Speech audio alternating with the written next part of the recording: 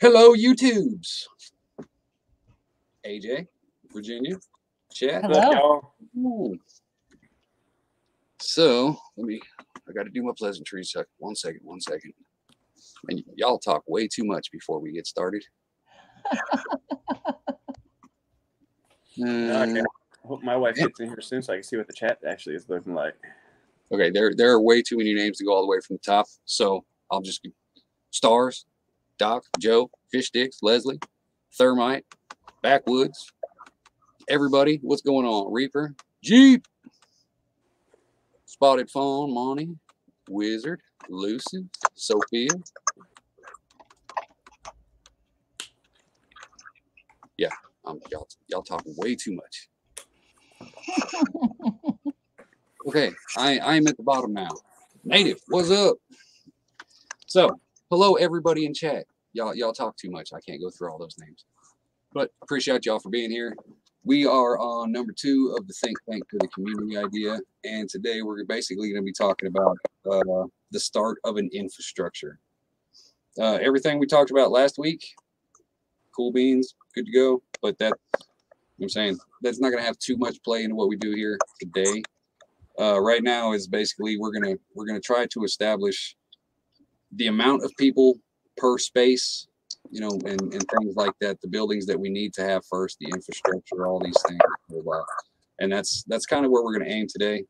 It goes where it goes. I don't have too many notes on this because I want to leave it open and see where the chat takes it and where the panel takes it, and I'll take my notes, and you know, like I said, there's going to be at least 6 or 7 of these, and we're going to double up on topics just to fine tune things, and that's the way it's going to be. And that's, you know, this is number 2. So let's get into it. Okay. So, well, I guess I'll go to the notebook and the pictures here. Good, I like pictures. I just got my nuclear shelter, and I was hoping for a lot more pictures. They got a lot of words in it, so the more pictures you got, the better off I'll be. I tried to make it a pop-up, but I couldn't figure it out. So this is an outline of 40 acres. This is for sale in Missouri right now for $77,000. Okay, simple, easy, straight line structure, easy to fence, easy to lay out. You know, so it's a good reference point. This is, you know, the angle from the other side, so you can see the surrounding areas. It's a road on 2 sides and then field on the other 2. You see it's pretty much out in the middle of nowhere. So that kind of gives you a concept of the stream tonight. Will basically be building off of this picture. Oh, I'm pushing too many buttons. Okay, so AJ, I sent you copies. I know. Sorry, y'all, if they're not as organized as I should be. So Yeah, I sent. not have them. Huh? And I do not have them. Sorry, they're printed off on my desk at work. No, you don't need. I was just saying. I sent him the sizes, and from what I've put together myself, 40 acres, 20 acres, it doesn't really matter. I'm trying to basically a 5-acre plot. Okay, scratch everything I just said. We're on the 40 acres, so let's just go with 40 acres. I personally would say dedicate 5 acres to nothing but living situation. I would say 3 acres for housing, residential areas, and then 2 acres for a community area, shower house, parks and things like that, you know, guest areas. That's kind of where I'm at, but I haven't gone too much farther than that. I mean, I have, but nothing that would apply here. You know what I mean? And how many families are you thinking here? And so see, that's 40 acres. That's where we need to try to dial it in and see what seems like a reasonable number. Because like if you take into account the cost of the property, you know, you're going to need so many people to make the cost feasible. But if you've only got, you know, 5 people, then those 5 people are going to have to come up with a shit ton of money to make it. You know what I mean? So the more people, the easier the financial burden. But we don't want it to be so crowded that everybody's sitting on top of each other. So that balance, we got to try to find. That's right. So if you did like 3 three areas basically that had 4 families in them, maybe just spread up across that, going off of kind of what you're saying as far as area wise goes per acreage.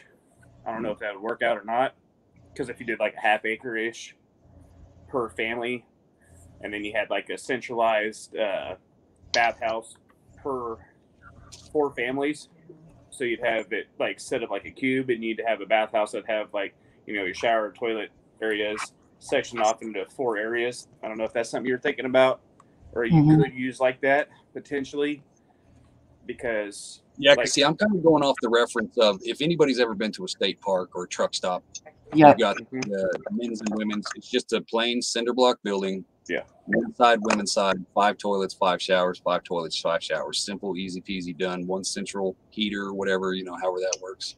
Something along those lines.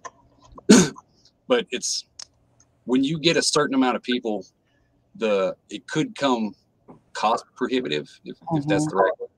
Because I mean, if you've got 30 people living on a property, the hot water's not going to last very long. You know what I mean? And you got to, you know what I'm saying? The balance is weird. Well, you know what I picture? I don't know if anyone's ever camped at KOA campsites. Oh, yeah. But I picture that combined with using the perimeter of that 40 acres for your homes and creating a central pod where everyone, that is where the agriculture is, that is where skilled needs are met, that is where you might have a huge building that's a community kitchen, bathhouse, etc., kind of like a Viking longhouse that people can use together, but each person in the perimeter,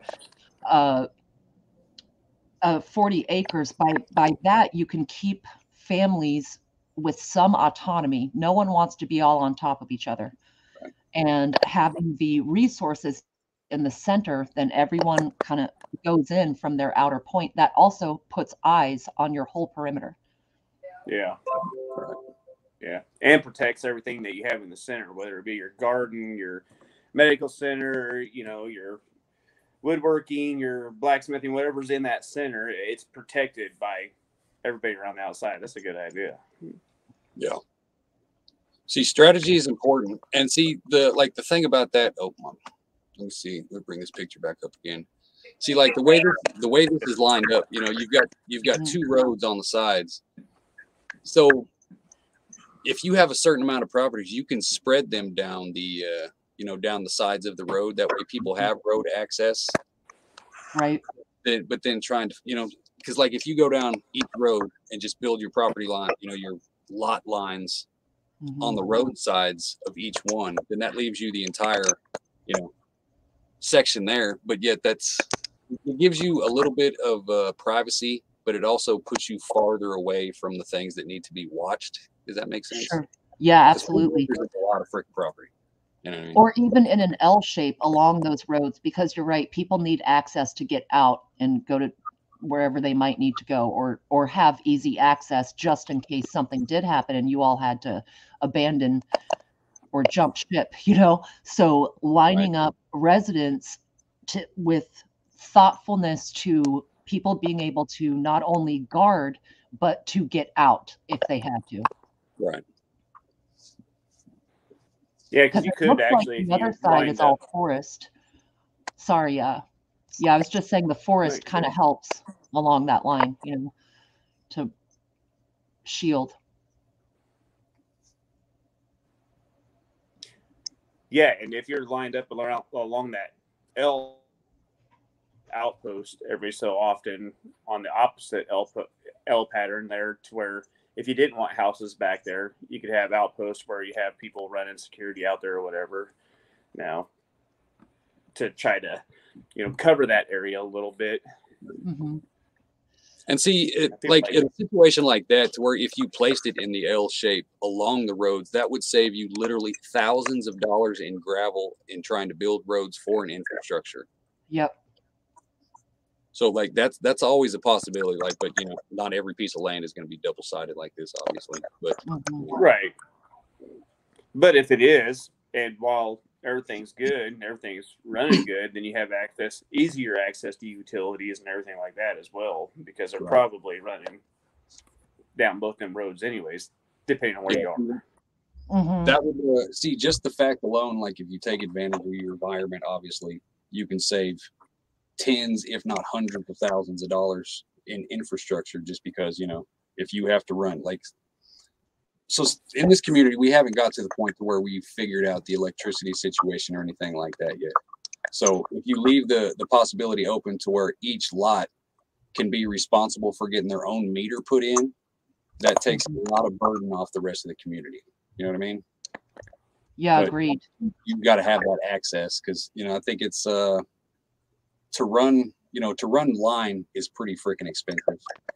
So, you know, it's like what, $4, $5, $6 a foot sometimes.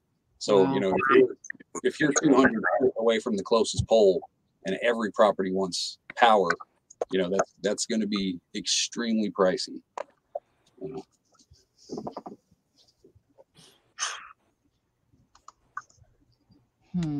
So would this be setting up more for doing like right now type of how it's going, or looking at survival situations, or is it setting up right now how everything's going decent and then working into would this be setting up Yeah, the survival situation? Yeah, it's a little bit of both. You know what I'm saying? Like, if this could be established tomorrow, how would we want it to look? And then pretty much once you get the baseline established, you know what I'm saying? Because like you can't just jump into, oh, we're going off grid, we're going to do this. That's going to destroy a lot of people. You know what I'm saying? So you got to do it during the happy times when you can have those amenities and slowly wean yourself off. You know what I mean? Right. Okay. Yeah. Yeah. So then trying to stay along the main roads the best you can would be ideal. And then use that back acreage. If you have that L-shaped availability, then use that back acreage to kind of plot and plan around. I see. Like, I was working on a scale drawing of that piece of land. That way, because when you're talking about, okay, we want 5 acres dedicated to this or 10 acres dedicated to this, you know, it's nice to have that visual. Okay, we've got this much land left. You know what I mean? Mm-hmm. So I'm slacking on my bag. Next time, I promise. But yeah, it goes way fast once you start chipping away 5 acres at a time out of 40 acres. Yeah, especially because bring livestock in and yeah. Mm-hmm. So it's hold on, where do I want to jump off from here? Well, one of my pervading thoughts is water. If we're talking about growing your own food and having some animals and having the amenities of plumbing, I would assume wells would be the better choice than grid water. Absolutely. And so would you be doing multiple wells? And, you know, would those be on each corner or just concentrated, or, you know, what is the best way to distribute water? Because you don't want people huffing water all the way across the field to do the plants and animals. It's got to be accessible pretty much everywhere. Well, see, I've kind of got that budgeted into a Missouri budget, you know, based on that land. And a well, like my well is super deep. You know, like it's almost 400 foot deep. You know, that is definitely not normal. You know what I mean? So, wow. From personal experience and the people I've talked to, I figure roughly $10,000 to $15,000 in the budget dedicated to nothing but the well and the plumbing that will go off into community buildings, somewhere in that range. So I've got the well budgeted into the final plan, which will, you know, it's included in the price of the membership and all that good stuff. Because I think a well would be the best way to go, but I've only got budgeted one well so far. You know what I mean? So like that's basically if you come into it and you guarantee the people you've got this piece of land to do your thing on, and I guarantee you a toilet and a shower. You know what I'm saying? That's pretty much where I've stopped from there. Anything as far as watering crops or cattle, I have not got that far yet. Mm-hmm.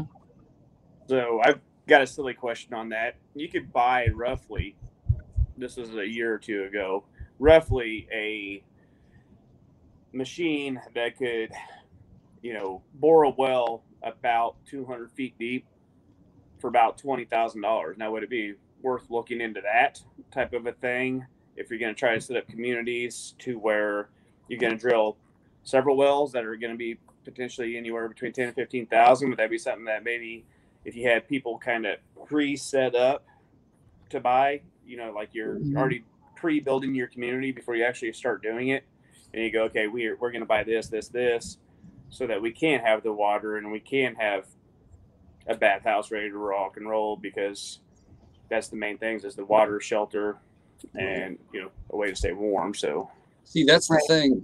The only thing that like when it comes to the homestead friendly land, that's really the only, like the water is one of the main things that you can know. Like when they dig a well, they have to report it to the environmental office in that state, because the state needs to know who's tapped into the water. You know what I mean? Right. That way, if somebody poisons the stream, everybody who's connected to that stream can be notified.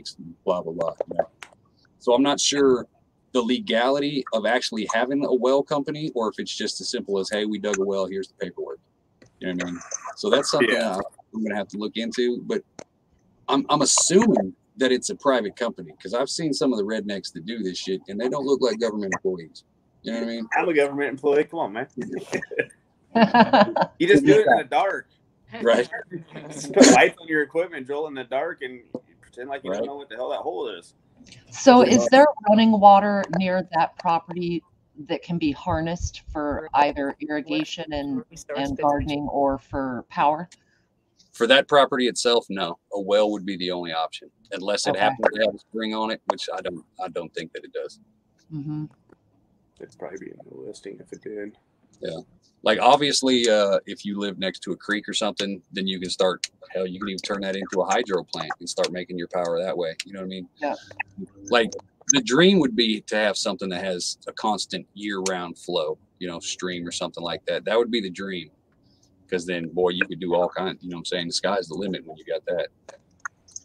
Yeah, and you could also set up little personal, which you have to go legalities on this too, but personal rain catchment systems on each, property. All right. Kind of have a little bit of a leeway there, maybe, for that type of a thing.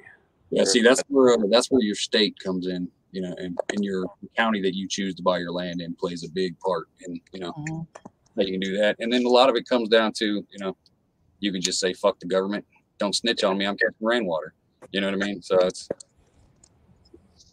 but my bad, world. But like you were saying, like a truck would be a good investment, because like this concept, the theory of this concept is based on a biker club. Plain and simple. It's based on an MC, and in the same as an MC world, you can have different chapters. You know what I mean? So if I've got, hey, we got this chapter, okay, we got the Hickory County chapter, blah blah blah, the Colorado, you know what I mean, something like that.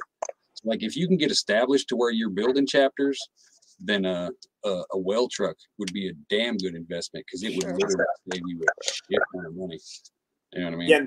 The only reason I even knew kind of a rough estimate was because I was considering punching a well where we put our orchard at, because of what it was costing to haul, or hoses, everything like that. And then I was starting to think about how much water I was going to use out of my well, and if it was getting into drought season or something like that, I didn't want to be pumping too much water to my orchard if I needed it for the actual homestead. So I was kind of looking at punching a well there. And that was one of the reasons why I started looking those up, was because I got an estimate on a well, and I thought, for that kind of money, I could probably find a way to punch my own well. Right. And plus, then when I just pulled the hand pump well that we had, and I dropped everything down the hole, it would have been pretty nice to have something to pull it up out of there. Right. Well, like they've got the videos. I'll send it to you after a while if I can find it. But just the regular hand tap wells, to where you just do the spinny thing and just keep pushing rods down until you hit water. Oh, okay. I'll send that to you after a while. But then you've got to also think like, like say Texas, for instance. If you did a well in Texas, you're drawing from a community cistern. You just got a giant cave that everybody's tapped into, and it can be deployed.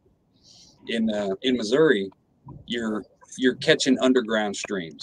You know what I mean? So you're catching flowing water and just shooting it up. So it's, you know what I'm saying? You can go empty on a stream, if everybody and their mama, the lake levels, et cetera, you can lose water pressure both ways. So that's another thing is, if how much water is each person, I want to say allotted, because that, that's a fucked up term, but I don't know. Kind of do it in such a fashion where you're trying to preserve water as much as possible. Right. Yeah. And kind of give people guidelines to go by, maybe a guideline instead of you're allotted this much. This is your guidelines. Try to stay within this much to help, extend your survival potential out X amount of time. Right. Maybe. I think water is probably the largest hurdle to overcome. Style of homes and where they're located and all of that water is going to determine all of that.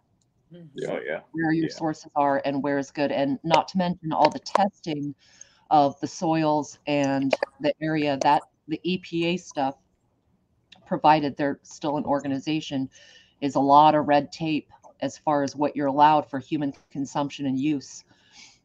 Well, yeah, and keeping your septics, or however you're disposing of your waste. That's what I was thinking of. A septic pond.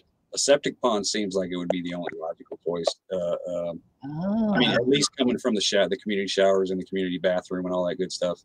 Right. A septic pond just seems like the logical choice. A septic tank would be a nightmare. Every 2 months, $300 to get the damn thing emptied. You know what I mean? Yeah. But a septic pond you could actually use to your advantage to run your dark water, your whatever, gray water, whatever the hell it is, into your crops or something like that to make everything multifunction. You know what I mean? So it could be like a tier system. Like if you filtered it down good enough. I don't know what a septic pond with the water is like off of there. I don't know if you'd have to filter it down more to put it on your plants, or if that top water is good enough. Because I know they put a lot of those plants and monitor bacteria and everything like that inside of it, or well, I think they do anyways, in the plants around there for specific reasons of trying to pull all the bad stuff out of there. So then is it good enough to go ahead and put on there, or is there another filtering system? It would seem like if it's already out there and it's separated that much and you got the UV, you'd be able to do it, but right. That's a good point, Biak. So know the history of the area, so you're not downstream from a tannery or chemical plant or anything like that. Even something that was used and torn down and no evidence left, it still could have leached the ground. Yeah. Sorry, I'm not ignoring y'all in chat. I promise. I was just not pushing buttons. Yeah, you got a lot going on right now. Mm-hmm. We talked about composting toilets the other day. I don't know where I was, but that's another option. It takes time to process, but there are people who build the composting toilets, and then you can use that material after processing in a certain amount of time. But it's one way to handle waste, because if we think about if the infrastructure went down as it is where we all live, one of the first things that's going to suck the most is if we do not have trash pickup, waste disposal, running water, and the basic things that your city sort of provides, Yeah, we were just looking at those yesterday. Incinerators. Yeah, we were looking at incinerators, but also the composting piles. Mm-hmm. And those piles really aren't as much work as they sound like or would seem like it would be. They're really not too difficult, it doesn't seem like. Right. And then add on top of that, if that's just one or two person's designated job, then that just makes it that much easier. You know what I mean? Right. Mm-hmm. What about a system like I was looking, because I'm plotting on getting a pond dug. So say roughly a 1/4 acre pond out here at the deepest, 8 foot deep, kind of slope down 8 foot deep at the deepest, is about $6,000. So if you're looking along those lines, having somebody do it, obviously, if you got a bobcat or a backhoe, you can just do that shit yourself in a weekend. But, budget wise, or practical wise, if you have a septic pond and then kind of maybe like an overflow smaller pond, maybe half the size to catch the runoff, and then you incorporate like the cattails and, you know, all the garden lily, or, you know, the lilies and all the other shit that's going to purify it. That way you kind of got like a natural boom. You know what I mean? Yeah. But how much space would that take up? You know what I mean? You figure it wouldn't take, if we're still on the 5 acre minimum or maximum principle of residence area, then would you figure 1 acre would be enough for 2 ponds? That's a pretty good sized pond, 1 acre. I mean, 2 ponds. That's a pretty good sized pond. Overall, I think, yes, absolutely. That's a good point, Wizard. It could be an insurance reduction to have a pond because it's a fire protection. Yeah. A water source real close, ready to go. I hear you, Mojo. Stop yelling at me. Damn, man. Well, Adrian made a good point with that as far as if we're talking multiple wells and we're talking about digging a lot of holes. Oh, yeah. It might be better to just get the equipment and then you can dig your own freaking hole wherever you want. If you need another one, dig it, you know, rather than piecemealing it out, because this thing could nickel and dime you to death. If there are people with the trades and the skills to really get in there and grunt it done, and the least amount of contractors, the better. Right. I agree on. See, that's the only thing, like the well thing is the only thing that kind of worries me, because like where we're at, we just start getting into the limestone, you know, the sinkhole type shit that they got down in Florida. So if you get so far, then you've got gaps in the wall. You've got, you know what I'm saying? Like you can have a 15-foot section to where there's literally nothing from 3 foot around that pipe just dangling. So it's something crazy, and that pipe is underground shaking like this. So they had to come in, like the reason my stuff was so expensive, like $1,800 worth of filler that they had to pour down the hole to keep the pipe straight for all the little gaps and stuff. You know, so that's the thing that worries me about doing a well privately. Is because, you know, I personally have no idea how they would even begin to assume how to do that kind of thing. You know what I mean? Right. That's a good point. As far as digging a pond, it's give me a backhoe and get out there. You know what I mean? Yeah. Yeah. Well, that's a really good point, actually, because I was talking to Heartland a little bit before we started this, and he was telling me that he's been looking at some seismic stuff and everything, and those tornadoes that just went through like Kentucky and everything, those were bad enough that they were causing seismic shit to show up, however it does on the scale or whatever. So if you've got a pipe hanging there and you've got, say, 4 foot of dead space, and that thing starts moving because of even something like a natural disaster like that, never would have thought about that until you were talking about that, and then thinking back to him. Yeah, that's a very good point on that type of stuff. Right. It's kind of like trying to build a utopia. People of like minds getting together, sharing space. It'll all be roses, you know. But the reality is different families are going to use different amounts of resources, be it water, food, heat, and are going to require more than others. So in order for it not to go crumbling down and people strangling each other, just out of principle, because cabin fever is real, even on a nice little spot, you know, I think there has to be accountability measures in place, whether it's essentially some metering and whatever, but it's a fine line between this community and a straight up commune where everyone's equal, everything's flat share, because that's not going to be the case. People are going to contribute more than others, and people are going to need more than others. You know, how do you reconcile that? You know what I mean? See, the thing that I was kind of tossing around in my head is like, okay, well, I've made it to where there's 4 possible sizes of properties. 100 by 100, which is a 1/4 acre, 50 by 50, which is 1/8 of an acre, or 25 by 25, which is 1/16 of an acre. That's basically a parking spot, you know, van life, people, campers. You know what I'm saying? You're 80 years old and live in a camper. You don't need a freaking giant yard. You know what I mean? You just need your parking lot. You know what I'm saying? And then there's the option of a bunkhouse, if applicable. I'll put it that way. That's in there because it's some people want that communal living, some people want that privacy.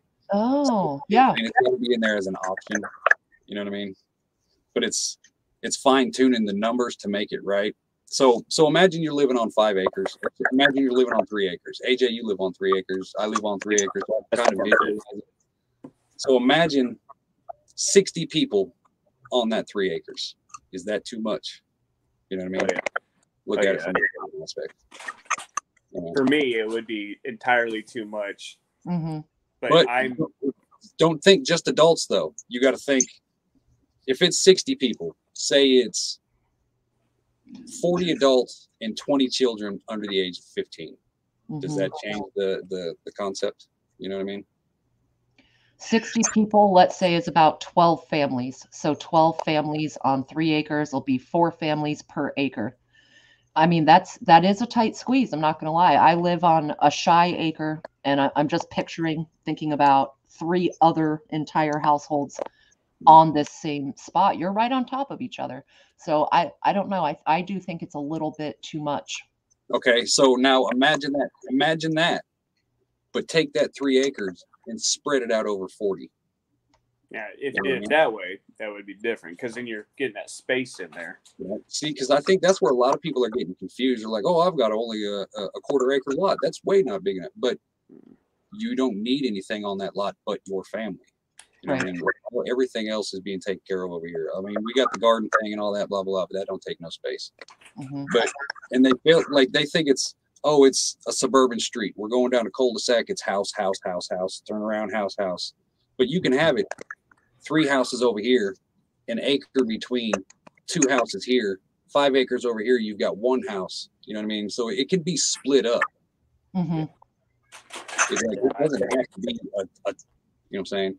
Like the town hall idea, or the city center idea, definitely without doubt, the majority of everything is going to be there because most people who would jump into this kind of thing, they're city people anyway. So they, you know what I'm saying? They want that. I want to be out in the wild, but I want to be able to see my neighbors because, you know, there might be a serial killer in the fucking trees. You know what I mean? So you got to cater to both. The people like, don't ever look at me, don't talk to me, just leave me alone. I'm gonna do my job. I'm gonna go back to my lot. You know what I mean? Okay, well, you go pick in the corner. The people who are like, hey, I need to be friends with everybody. Then you know what I'm saying? So it's like it's not one community. So if it's 3 acres of housing, 2 acres of community buildings and things, then say it's 3.5 or 4 acres of a town square, and then 1 acre to 2 acres spread out throughout the rest of the property. Does that, you know what I'm saying? Does that help the amount of people situation any? I think one thing. Sorry, AJ, go ahead. No, you're good. I was just gonna say because the way you're explaining it makes it a lot to where you do get that broader view of how you could potentially break that up a lot, and then just like still having that community center and my wife said it best earlier actually. Now that you guys are talking like this, you know, her and I and Hutch are kind of spoiled to this. You know, we don't have nobody around us, so it's really nice. You know, I don't want people around us, but if you could take my dad's 3/4 of a mile away, and that's my closest neighbor, and that's about perfect. You know, you still have there's plenty of area, and if you have 40 acres and you're splitting that many people across 40 acres, and then you have that big center, I think you're painting a good picture there. You're gonna have a lot of area there. Yeah. Right. I wonder about your idea of community options. So let's say there's people who don't want to see each other. I would be one of those people. I don't want to see any of you, even with binoculars. But there's going to be folks who love the community thing, or perhaps people who don't have families, just people who are on their own, or just couples. And you might find some interested in having a sort of a hostel type of setup where there's like a dorm that was able to house a good number of those people. That will also bring in help and workers and people to maintain the place as a whole, but they would have the environment they like better. Right. it would save you space with the number of people you're talking about, because some would sign up for that. You calm down, milkmaid. You just calm down.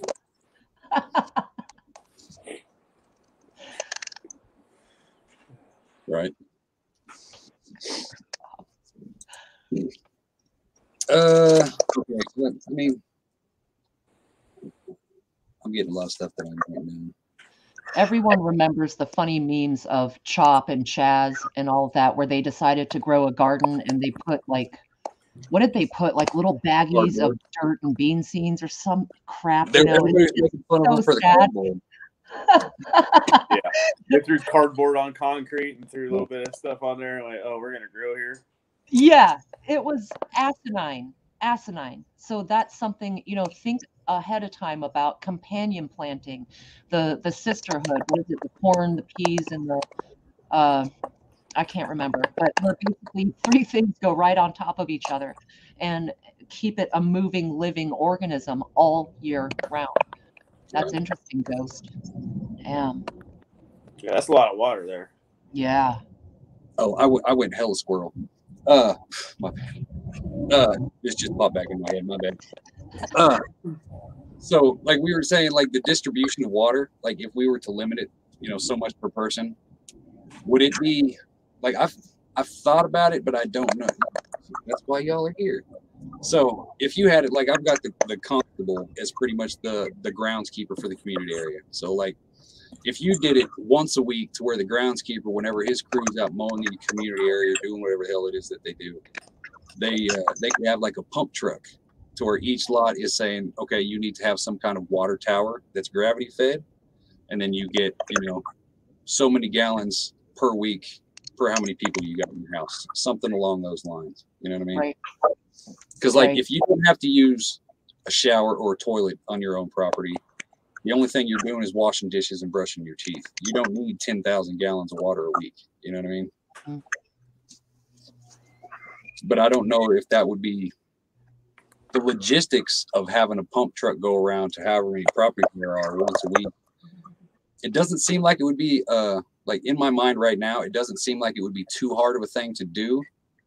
But I know that there would be some hidden, you know, cost or whatever involved in doing something like that. You know what I mean? Right. I think the hidden costs of that would end up burying it as a good way of using the resource.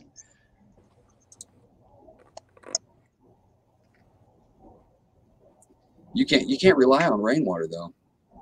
I mean, you can to a certain extent, but say we had a year like we had last year, to where we literally had like a month and a half, 2 months of not a single drop of rain, then that kind of cancels that out for the month. I mean, if you got a big enough reserve, obviously, but then you got to get into filtration to hold water for that long without it going stagnant. You know what I mean? Mm-hmm. Yeah, and how are you going to pump it? How are you going to move it? And then again, you know, if you're in a good situation, you know, like we are now, that's all fine because we all got everything we need on hand and everything. But if you get into a bad situation, you know, survival situation, then every move you make is burning calories, you know, making you get more and more tired. It's like doing something like that. If it's not a downhill flow, you'd have to really think about how each household's going to get from that, you know, community-centered water out to their area. Especially if it's foreign. One of the things that is going to say is foreign.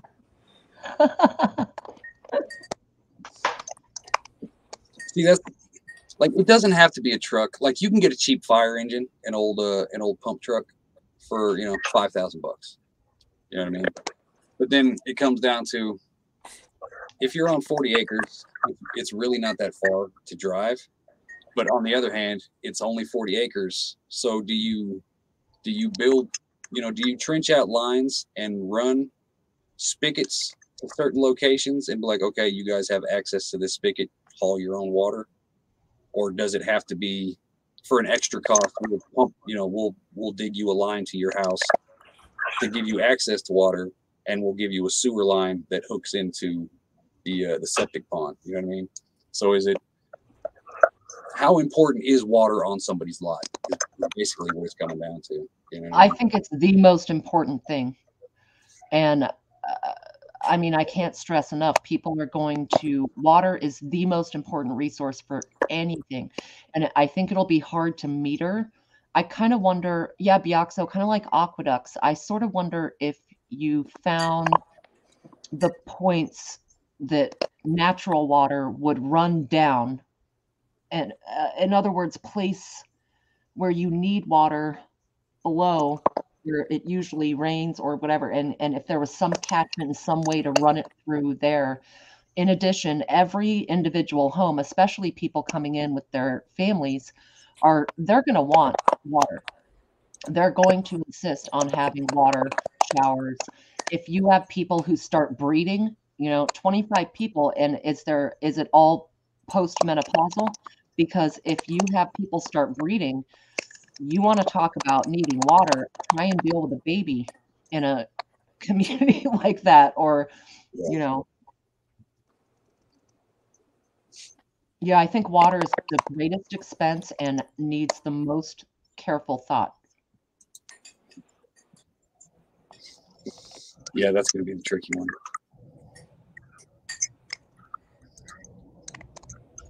Y'all talking about some weird stuff in the chat. See that? Right? I'm kind of leaning to that. I think I'm going to actually put that into the bylaws, because if we've got the garden thing in the bylaws too, then it just makes sense to have a water catchment system. I mean, it takes the burden off the rest of the community. So it'll at least help buffer. It'll be a good buffering tool. I hear you go. Yeah, that's definitely something to look into. Mm-hmm. Because like if you're on, see, when it's something like this, like AJ was asking me earlier how many buildings I have, like just like him, eventually you accumulate buildings. You're like, what the fuck? I'm collecting buildings. You know what I mean? And it's you always need another building.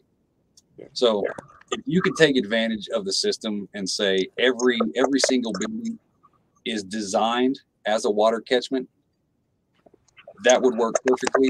And it still comes to the logistics of the drain lines.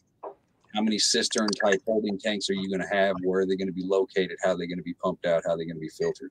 So that's, what I'm saying, that's definitely on the table. That's definitely an option to happen. But the logistics of it is going to be a new thing to figure out. Or at least right now in my head, it seems like it's going to be. Right. Yeah, and that'd probably be one of the first steps as far as any of this would go, would be literally mapping out the entirety of the property, how many people you would anticipate, where your water would be, where your sewage would go, to keep it far enough away from your water.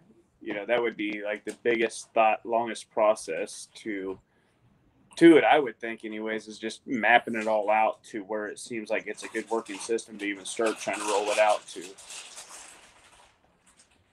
Yeah, I agree. Others. Survey. Yeah.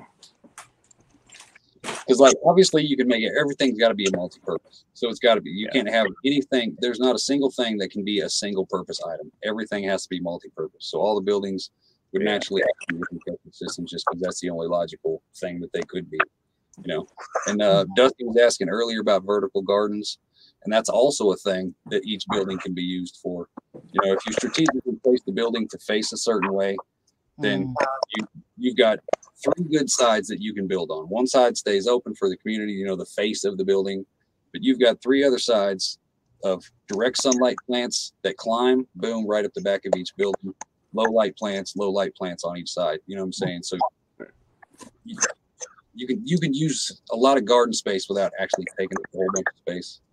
Right, because you already got the community garden. Yeah. And so then you've got a vertical garden that's your own. So then would you have like a community like storm shelter that would be also like a root cellar then, so you can store this food? How would you go about like that type of thing? Because you can grow X amount of months or whatever, but if you really put a lot of work into it and you want these, this food to last you and these other families throughout the winter, are you going to have just one big area or are you just going to have everybody kind of responsible for their own thing, or what would the concept or thought be on that? Because right. So the logic behind that as of now is eventually, okay, from a starting point, it's the water first and foremost has to be done. Right. Okay. So, well, I guess the land, the lots, and then the water, because you got to figure out how things are going to be laid out before you figure out where you can put your water. So, you know what I mean? But this is where I'm stuck, is because a root cellar obviously is by far the best choice. Again, if it comes down to if somebody's got a backhoe, Mojo, I know you got a backhoe, calm down. Then you can easily just, dig you a root cellar, but then you still got to build the roof and all that other stuff. Or you can have the community building itself. Like, there's got to be a community building, in the top 5 things done for the showers and toilets and the community meeting hall. Yeah. So if you set up some kind of storage room and like a steel building as a root cellar, it makes it easier, and to get it done and get functional, but that kind of limits you on, you can only pretty much do dry goods. Right. So it's a root cellar, or see, that's where I'm torn. That's why I need y'all. Yeah, and that's why I was asking, because for one, it provides protection. For two, it helps you keep your food all year long.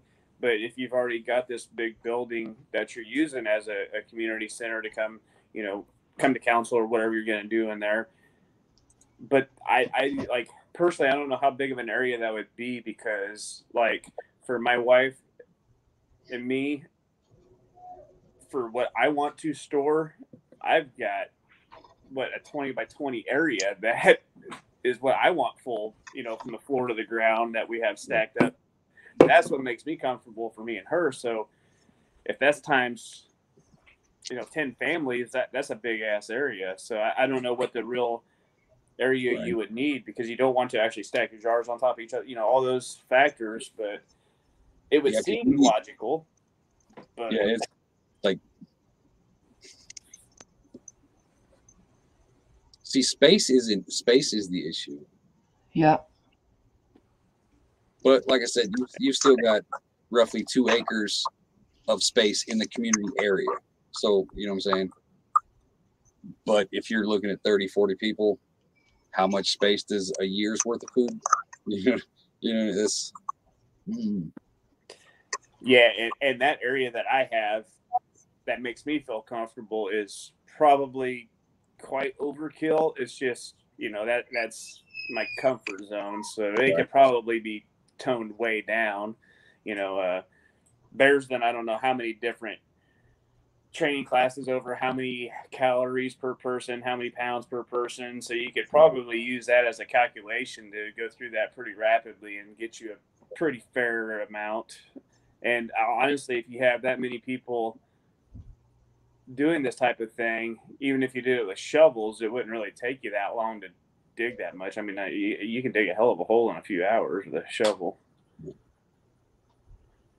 Hartley knows. I watched him dig a little bit. That guy's like a machine. I disagree, Sophia. I disagree, Ghetto.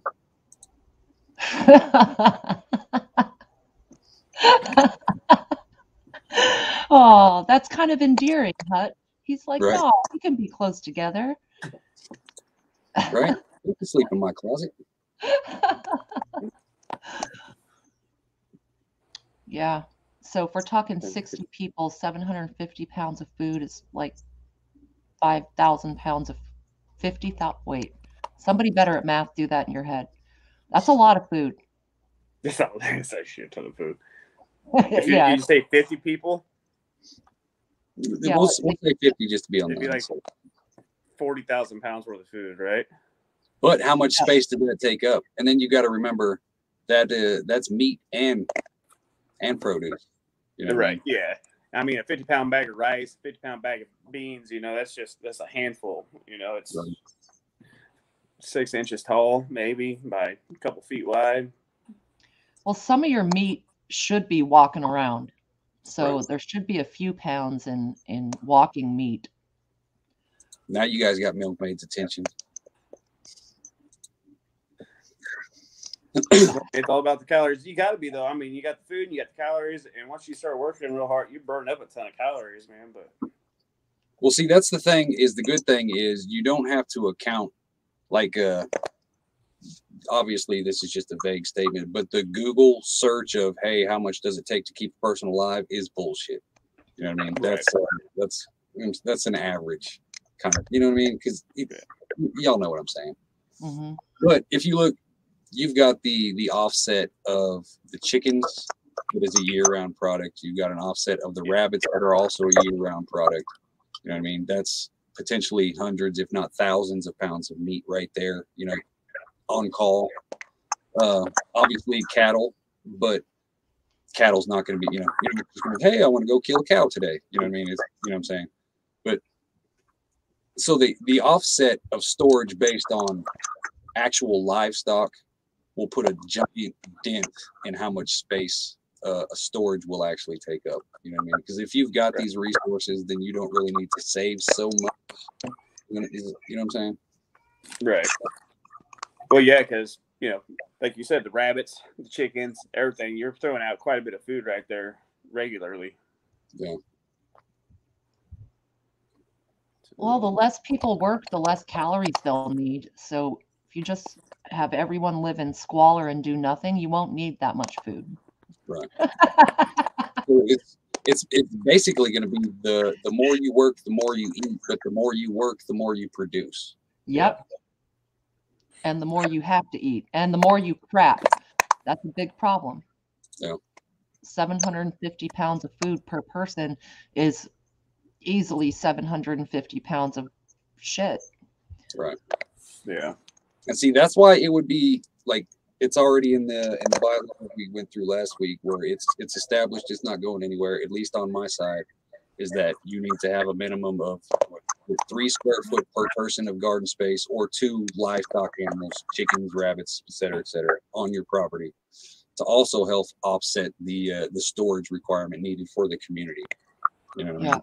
Yeah, I think that's a really good idea. Anyways, to have people doing exactly that type of a thing. That way, everybody's kind of kicking in, an actual tangible thing that's right there that you can see doing well. Right. Community has a bad year. That's pretty much a given. You're gonna have them, and that's where the reserve comes in handy. And as long as each person's taking care of their own responsibility to a certain extent that they should, if you're a shitty gardener and all your plants die, or the weather kills all your plants, it doesn't mean it's going to kill everybody's. So that, you know what I'm saying, there's a little offset. You know what I'm saying?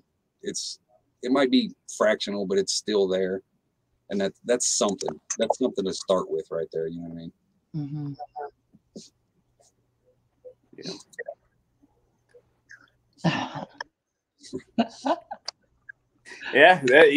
No.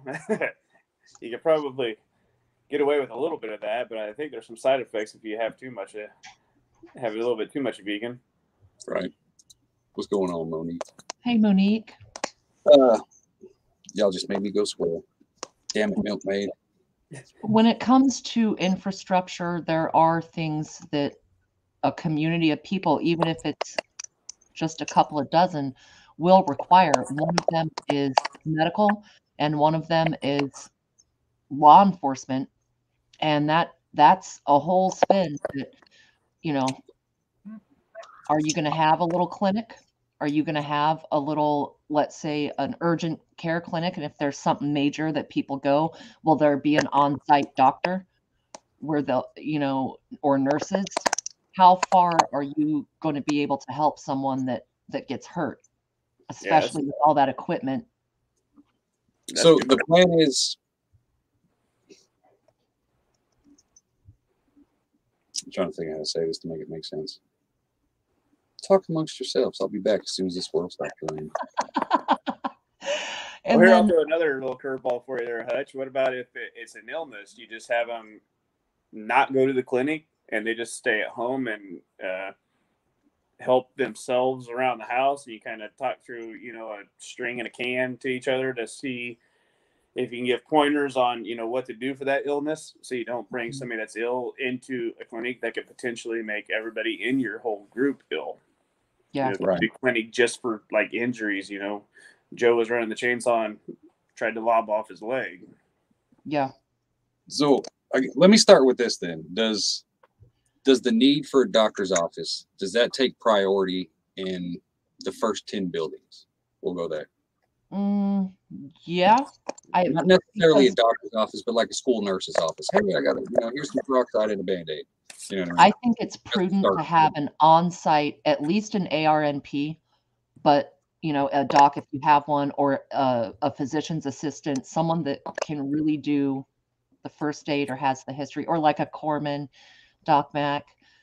I do, because people get hurt, people fuck up, people get sick, and how much do you want to rely on the outside world to pay for that? It's more. Yeah, I do. In the first 10 buildings, I do. Yep. Or at least we got it at like 8 or 9, I guess. Sorry, we got it at 9 for like our list of buildings that would be built. It would be in the general area. Boom! It is on the list then. But I'm kind of an injury waiting to happen. That's probably why my wife put that on there. Right. So to clarify, it doesn't necessarily have to be a doctor's office or a building per se. It's more of a person that can act as a 24-hour EMT kind of thing. 100%. That would be more logical. One or two people that have the skills to do life-saving first aid, just in case there's a moment that, overall, I would say is there a serious problem, someone needs to go to the hospital, but having there that can immediately save a life that might be compromised for whatever reason. Now, could that be maybe part of your community rules, or not rules necessarily, but guidelines that maybe you guys try to find people that are willing to do X amount of training to go into that type of stuff as well, so like they start doing more training on, with a nurse or whatever to see that. Oh no, we lost the ages. I get what you're saying. Yeah. See, there could be an avenue in the community fund that could be dedicated to, say, a scholarship. Like, hey, we need a nurse, we need a lawyer. If you pretty much, I don't know, pledge to do so much, we will pay for your whole schooling or education on this subject if you pledge to spend so many years or so many hours dedicated to this area. You know what I mean?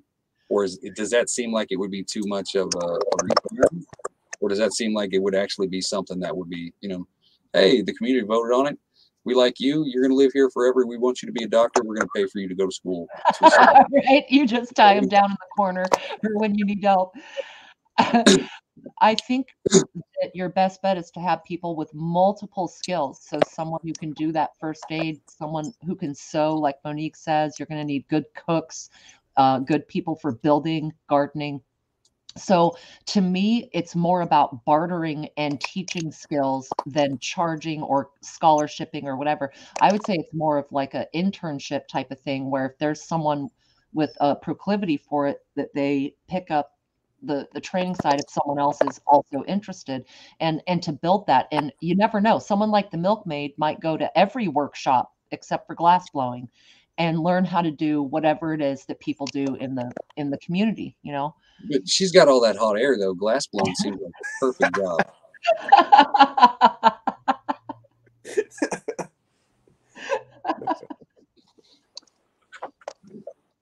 See, that's the thing. Like it leaves open the potential. Like this idea leaves open the potential for artisans, kind of a thing. Like if you get into it where you're trying to make money for the community, then if you do have those artisans who can do those random different skills, so crafts, blah blah blah, then you that's going to have to be an option later on down the road anyway, to bring in the money for the community. One of those kind of things. You know what I mean? Yep. Yeah. So are you going to have like that type of thing where the community is actually pulling together to try to make money there, to try to be 100% self-sufficient as the long-term goal? So you have, literally like blacksmith, or, somebody that stitches up clothes and, stuff like that, to where you have just like a 100% self-sustained community.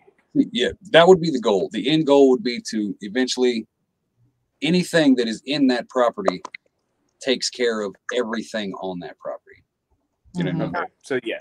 Yeah, to make your own clothes, you have your own markets, you have your own conventions, you have your own stores, et cetera, et cetera. You know, like literally this will be your own private city. You know what I mean? That's the end goal. So you start That'll with these all little have to go on trade. That'll all be barter if you think about it. Yeah. And see, that's where the different chapters or different communities come in, is because say we're like me and AJ, we're in the Midwest, you know, because we're normal people. We'd have a chapter here, and weird people who are on the coasts would have a chapter. So you got, you know, different growing seasons, different crops, different livestock, blah blah blah. If this community here is focused on this, this, and this, that leaves the door open for this community, this chapter over here to do this, this, and this. Like, okay, well, we don't have this because of our growing season, because of our zones. So we will trade this with you people here. And you know what I'm saying? And it pretty much leaves a closed barter system throughout communities based on where you're located. One of those kind of things. Does that make sense?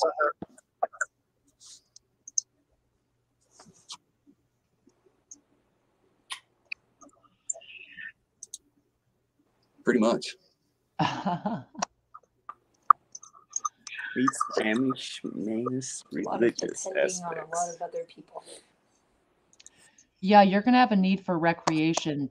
I agree with Ghost and Roaming, a rec center, a play yard, as it were. And honestly, there's things to be addressed with other types of adult recreation, which kind of ties into the law thing. You know, there's 2 or 3% of people are not right in the head, generally speaking. So with, let's say, 50, you're going to have 1 or 2 that might end up being pretty toxic, especially if they don't have outlets. Yeah, that's something to go blow off some steam or whatever. Mm-hmm. So, tavern. The way I've got, like, if I'm living in this, we're smoking. We're smoking, plain and simple. If you live in a community, you'll be smoking. There's no way around it. But I pretty much got it. The concept that I'm trying to lean toward is the 2 acres for the community. There will be like a park. So you can be like, hey, get the hell out of your house, kick your chillins out, go play on the park. You know, actual swings, jungle gyms, you know, the whole 9 yards laid out for the chillins. Mm-hmm. Yeah, you've got to have that debauchery 21 and over crowd room. You know what I mean? Mm-hmm. Yeah.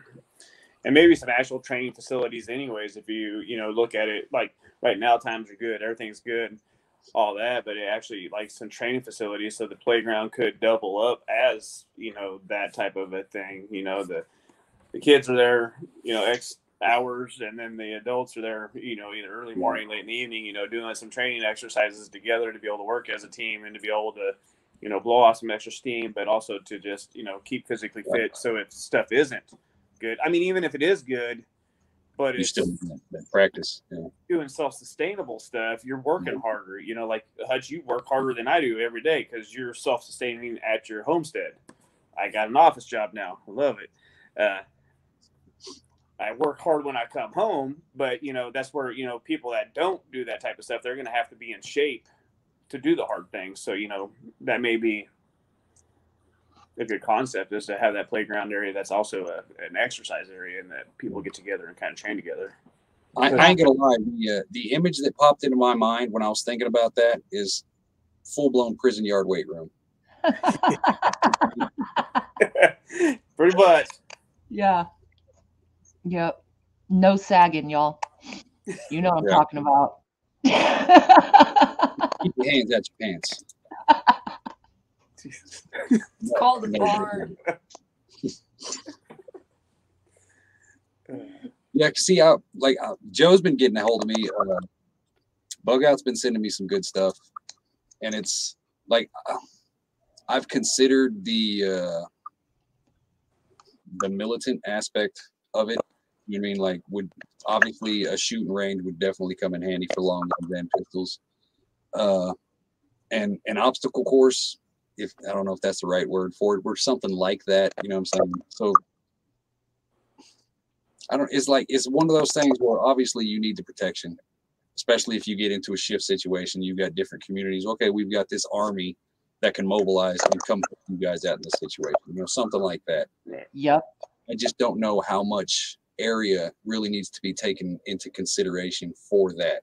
So say you figure at most, of course, everybody in the community has to have some kind of, what I'm saying, at least know how to aim down some iron sights, something along those lines. But for the people who are more committed, is it more of a 1 acre space, or is it more of a 5 acre space to actually set something up, to leave wild, to build an obstacle course on? You know what I mean? That's dedicated for just this purpose. Is that an option that should be put into consideration, like a training ground kind of sort of? I would say yes.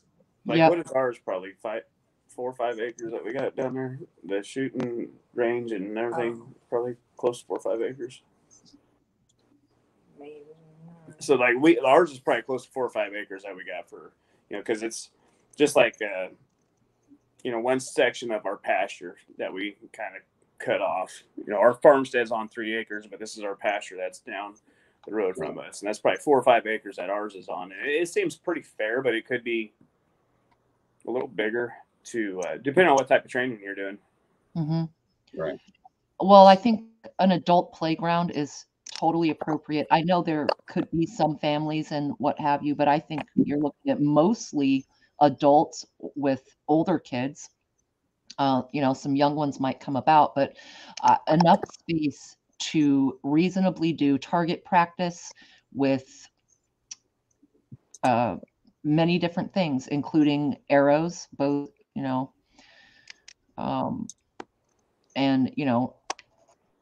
I don't want to over talk about pew-pews and stuff, but, just where people can learn and do it. And like you say, everyone needs to have certain protection skills, hunting skills, Yeah,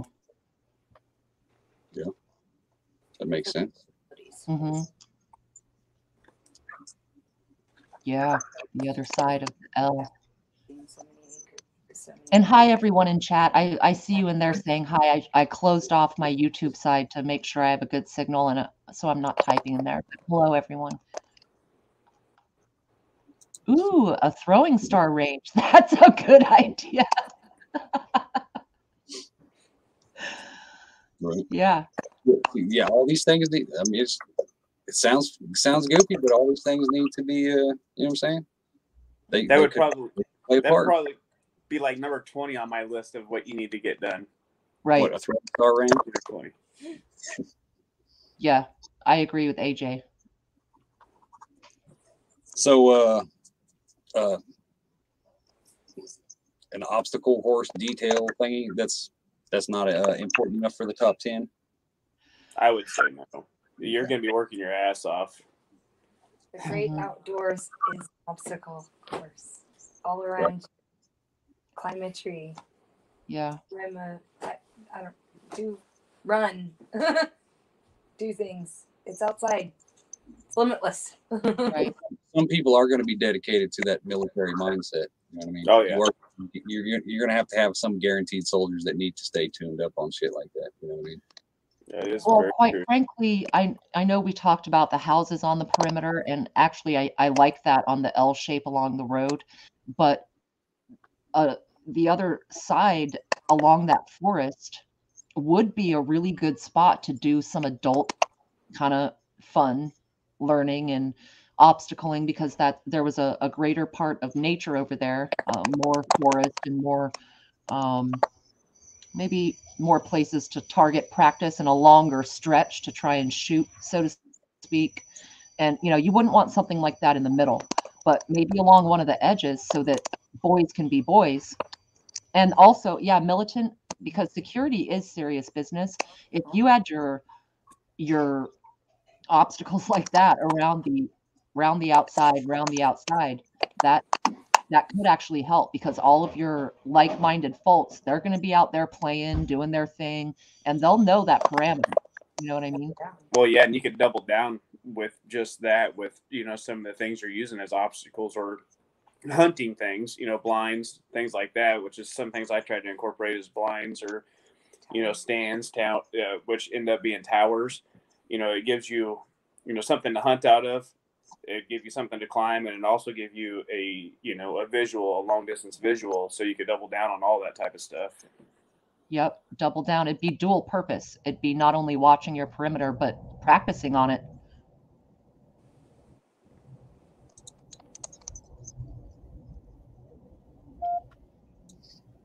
Yeah, and you need to practice. I mean, you are going to work your ass off, but you need to practice still, I believe, in the areas that you're going to be living in. You need to be familiar with it in the dark. You need to be able to navigate it in the dark.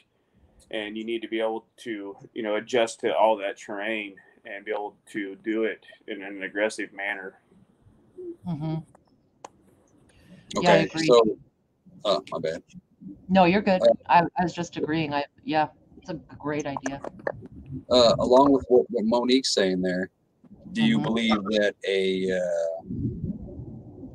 I don't want to say a rec room, but it wouldn't be a tack room, but it'd be kind of like a universal room for people doing sewing and Mhm. things like that? Because I mean, if we're looking at, honestly, like, I guess I put my bar, I didn't put that on the list. So if you're gonna have a debauchery hangout area, Mhm. we've got a lot of seasoned people that would, they don't want to go hang out and be around the obnoxious people that are drinking. They'd rather go sew a quilt or do some knitting and hang out with book club. You know what I mean? Mm-hmm. So with that, I guess it comes down to, would the bar be a multi-function area that, okay, up until 8 o'clock at night, it's a canasta convention for the geriatrics. As soon as it hits 9:01, you know what I'm saying, it's drunk time. You know what I mean? You know what I think about is if you had, for example, a shop, because if we've got 6, 7, 8 families living on the parameter and you're doing all your own work to build this, you're going to need a freaking shop. Yeah, You're going to need tools. You're going to need electric tools. You're going to need saws and whatever, right? So if you had a shop where during the day people can do their sawing and cutting and some of the handwork they need to do, and that would cover where the skilled people are during the day, and but have it partitioned off so it's just one building, and at some point work day is over, you cover it all up, and that can become your tavern, pool table, or roll out ping pong, or but a shop where there's active skills going on, and that will end up being the chill spot, because when people are done working, they're going to crack a beer and sit right where they are. Right. That's actually pretty By that point, it'll be 4:22, and they'll be like, "Word, I'm done with this project for the day," and that's it. I want to barn my shop. Sounds like the ultimate man cave. Come on, shop with a bar. If I could smoke, I'd rather have a smoke shop in my shop, but I'm in Kansas and my job doesn't allow it. So yeah, I'm gonna have to have a bar in my shop. Right. I think that's actually a good idea. And everyone will just pick up and clean up and yeah, you clean up at the end of the day. Whenever they feel like having. You'd have to have a cut. You'd have to have the cut off. You'd have to. Yeah. Ghost, I ain't gonna lie. I've considered that. I've got it on my 10,000 pages of random shit. But I've actually got a bamboo forest or something of that nature, because not only is it defense, it also works for construction. You know what I mean? Highly invasive. So I love the idea of bamboo perimeter. It does grow fast. It'll grow 18 inches in a day with the right weather, and it's very resilient. Yeah. I know, right? Jeep, whiskey, and power tools. Well, I mean, with more responsibility than that, you can drink whiskey at your little house and come back to the power tools either way, So that'll have to be self-control. Or you can just move the power off to the shop.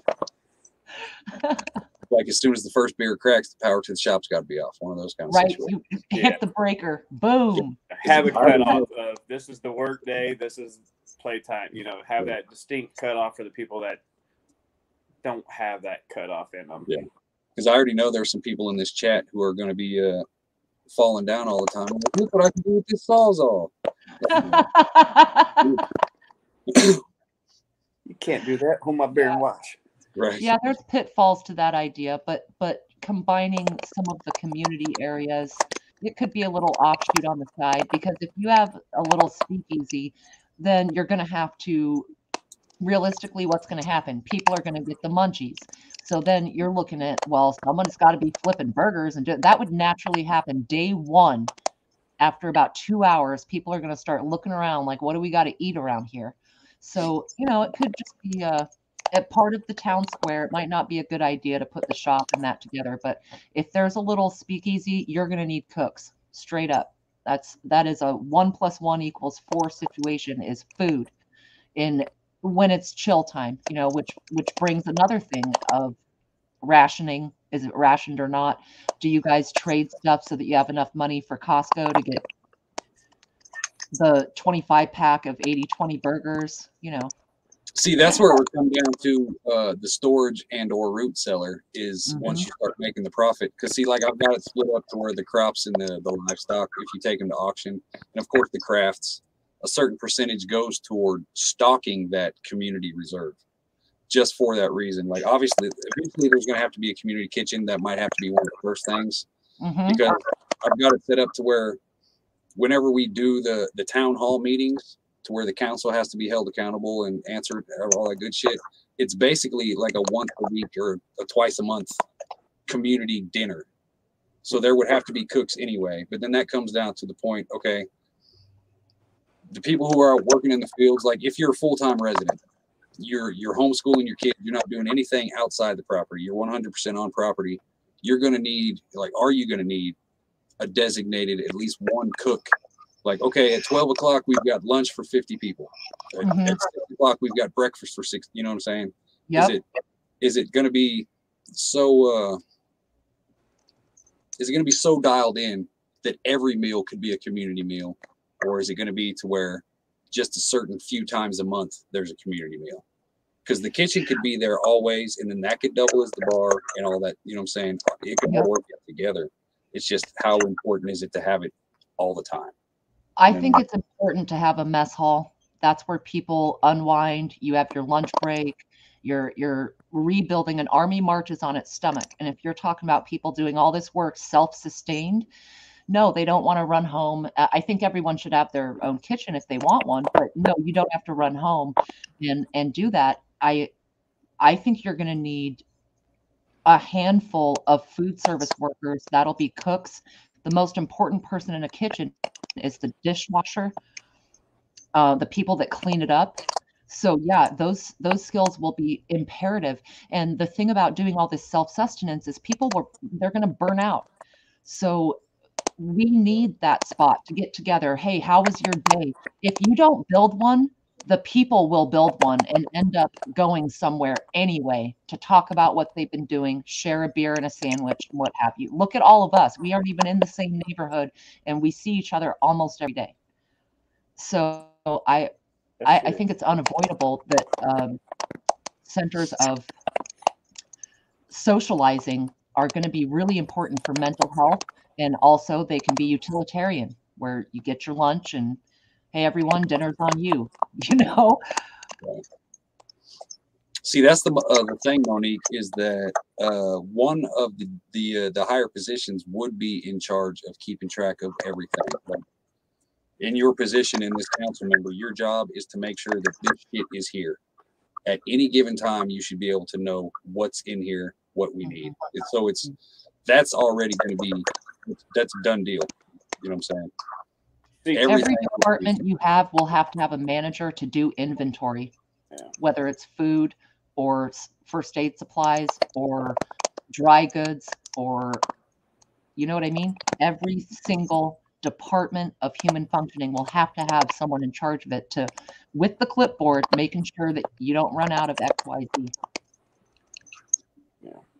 Yeah, I think, like me personally, I think you would cook and eat with your family basically the entire week. Maybe if you decided to do lunch or whatever, maybe once or twice a week. But then at the end of the week, you would do like a supper to rewind, well, not rewind, but unwind. Sorry, and eat with other folks or whatever, and drink a beer or whatever, and then talk about the next process of what's coming up the next week. Because any of the people that are raising livestock, or that their jobs to raise livestock, their job to do the animals, the garden, whatever there is, that particular thing, those people don't get that day off. So like my wife, she runs 7 days a week, unless I am like, hey, why don't you let me do the chores and this and that on the weekends, because she has her animals that she has to take care of, irregardless, sick, no matter what.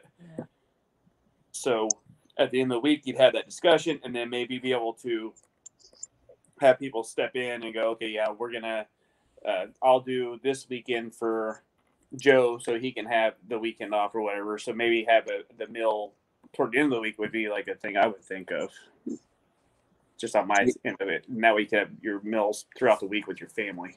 Mm-hmm. Bug out. That's we're in the beginning stages. That's what we're gonna figure out next time. Right now we're just trying to figure out what we need, and then the next time we'll try to figure out how the hell we're gonna make it happen.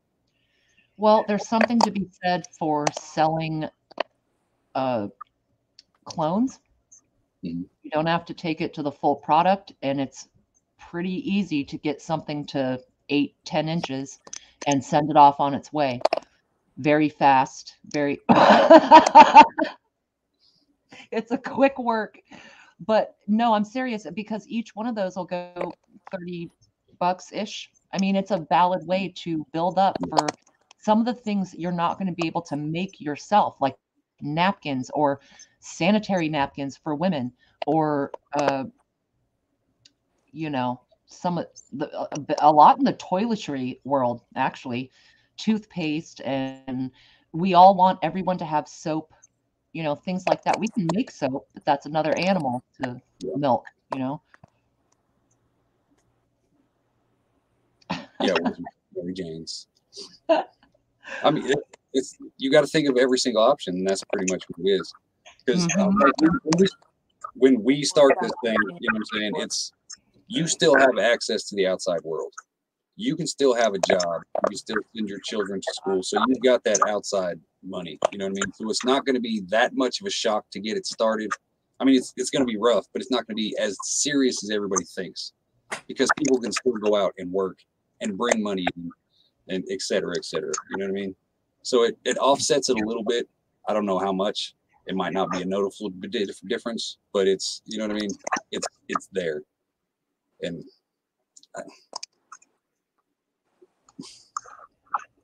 the more you can focus on making the profit to sell to other people, the less you kind of have to worry about, oh, this crop didn't come in, blah, blah, blah, because we've got all these different avenues to make money outside of the property to help fill the reserves, to catch up the slack. You know what I mean?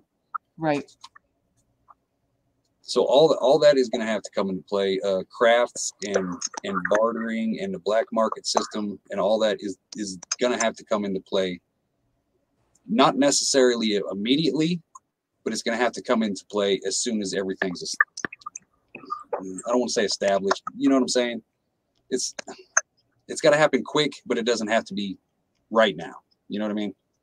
Yeah, it could be over several years that you're building this, and depending on how it goes. You could start out the concept with going several years, and then if something bad happens, then you go to plan B, C, whatever one you're on. But your first plan could be to just slowly move into all this and slowly keep working out the kinks of it. I mean, this is a kind of a new concept for everybody. Right. Good concept. Because see, there's so many different avenues that we need to fine tune. Like I've seen it a couple times in the chat already. How do you dispose of the trash? And all these different things. So it just comes down to a trash dump would obviously be a stupid fucking idea. You can burn some things to a certain extent, but you're going to have that build up So you got to figure out something to do with that. So it comes down to, okay, do we limit what's allowed to be brought onto the property? That way you can do a, lack of a better term, a forced recycling program. You know what I mean? Okay, we've got cans, we got canned food, we've got glass jars, and we've got shit that can be burnt, you know, or paper or cardboard. So does it come into play? Okay, everybody needs to separate their trash. Canned goods go in the recycling. Anything metal can be recycled. There's no point in taking up space when we can get, you know, so much money off of so many cans. Everybody get together, canned food, that shit adds up. And you've got a recycling bin that you can take to the scrap yard at the end of the year, monthly, quarterly, however it works, to add that little bit of extra income so you're making money off your trash. Same thing will go with cardboard. You can recycle cardboard, or you can use the cardboard in the compost pile. So that gets rid of that. Then you got your stuff like glass. So you can recycle glass, but there's really no money in it because you need a shit ton to actually make a difference. But what could you use the glass for other than, you know, breaking it up and throwing it away? You know what I mean? So you build with it, some things. Yeah. So it's like to the point to where, okay, this is outlawed because we can only do this with it. And you know what I mean? So it's like, it comes down to, you're not allowed to have a spaghetti jar bottle because it's glass. If you throw it away, you know what I'm saying? So, you know what I'm saying? Well, you can reuse some glass, but I think the thing is, if there's every restriction that gets put up has to be enforced somehow. So is there going to be the hall monitor police that walks around and like, oh, I caught you with that ragu? You know, how would that really be enforced? See, that's what I'm saying. It would be too much to enforce it like that. But at a certain point, the person has to get the trash off of their lot. I mean, so it's not that we're going to be like coming in and like, oh, you son of a bitch, you got that Prego, you're out. You know what I mean? It's, hey, we've been picking up your trash for like 3 weeks now, and every time you got some glass or some shit in here that's not supposed to go in there. You know what I mean? It would be more along those lines. You know what I mean? And like reading through some of the notes you sent me, the way you do your selecting process, that should limit, hopefully it would limit a lot of the people, or kick out a lot of people that would be not wanting to run the same trail as you. So you're trying to do XYZ and trying to be as conservative as possible with the way you're selecting people throughout that selection process. You should be able to limit it down and narrow it down to people that are hopefully going to be making your job easier, not to have to monitor it so hard, because they're going to be on the same page of trying to get self-sustainable and, you know, stuff like that in theory. See, that's that's my thing, is a lot of you people chat are dicks and you throw me off. We got a lot of negative Nancy's. You know what I'm saying? They're like, oh, well, what about this? What about this? Well, if you're not in the mindset, you're not going to be in this community in the first place. So that, you know what I'm saying, that whole concept, like you just said, that pretty much wipes that off the table. You know what I mean? So it'll be a lot easier than it seems, just because everybody involved would have to be on the same mindset, plain and simple, from the beginning. I mean, you know what you're buying into, so you know what's expected of you. So, you know what I'm saying? It won't be too much of a hassle, I think. But, you know what I'm saying? Yeah. Oh, it definitely takes we can also make a bunch of Molotovs. Yeah. Very true. Very true. But see, that's perfect. If you could figure out a way to incorporate your trash, even if you save some of these things as building materials, and some, like, what the damn it, Monique. Oh, no, you're not. You want me to go squirrel? You'll get over it. If you could use your trash as building material, say the glass, say you got somebody who wants to build an Earthship type home or a greenhouse type home, then you could use the 2-liter bottles and the glass bottles as inserts, as filler, et cetera, et cetera, et cetera. So there's something you can do with it. You know what I mean? It's just fine tuning it down to, okay, well, we can use this. Now, what about the rest of the trash that the only option is to burn or bury? You know what I mean? Yeah, agreed. Plastics is the big thing. Glass has a million uses. Cardboard can be broken down, burned if you have to. put in the compost. But plastic, that shit never goes away. Yeah. That and foam, that's two big killers there. Yeah. Because Yeah, see, thinking about infrastructure, the trash buildup between human waste, body waste, waste from the processing of all the agriculture and all that. I mean, we're talking shit. Might need I would there say you a go. community compost pile where or like an organized one in the garden for one thing. And then when people do, or if the little place that serves lunch now and again, or the people in their little homes, everyone goes there with their bucket and puts it in, and everyone's responsible for turning it every now and again. Right. I like that idea about molding the plastics. I Yeah. never really considered that. That's interesting. I was watching something the other day. I want to say it was in Africa, but it might have been.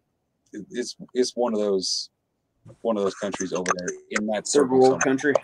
Yeah, and the kid was taking plastic out of the trash, and that's exactly what he was doing, was melting it down and making plastic bricks. Yeah, it's amazing how many third world countries come up with all these innovative ideas of doing this, that, and the other, and we're supposedly one of the most advanced countries in the world, and we can't make any of that stuff function over here. It always amazes me. Mm-hmm. I saw a dude take a plastic, I believe it was a regular sized 20-ounce water bottle, and he cut it very carefully and ended up with like 100 feet of cordage. Oh yeah, I seen that one where he had the spiral deal. Yeah, the spiral around the. Yep. Kind of like an apple peeler on a 2-liter. Yep. Wow. I need to get off my normal channels and start watching other things, and then rather than just always plugging away at the same thing. You want full disclosure? The stuff that I learn the most from about actually implementing on the homestead and doing things like that don't come from prepper channels. Don't come from homesteader channels. Right. Interesting. Yeah, I have a pretty limited span of stuff. I sat down, start working, I kick on stuff to listen to, and just kind of roll from there. Mm-hmm. So it's easy to just go to the people I know and just kind of listen.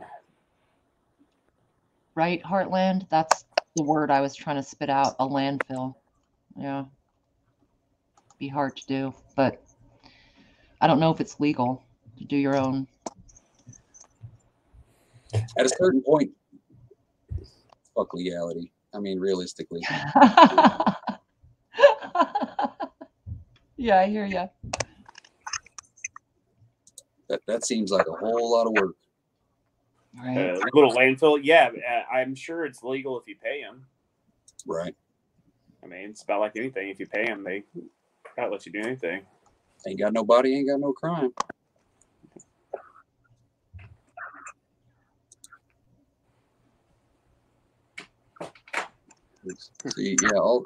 See, that's. And so, do them little chintzy water bottles that you barely touch them and they collapse? Do they work for that type of thing, or is that like a heavier type of plastic?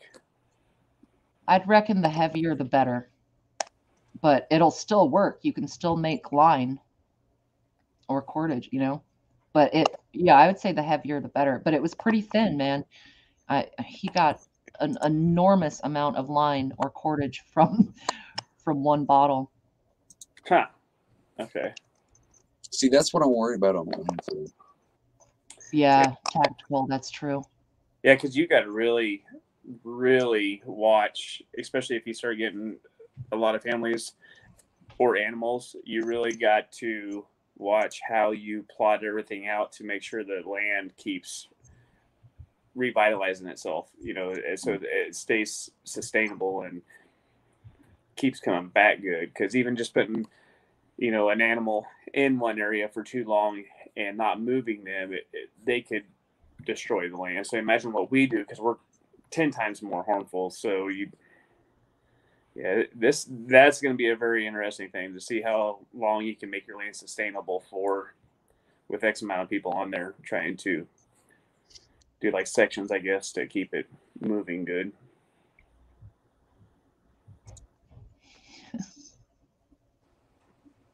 True.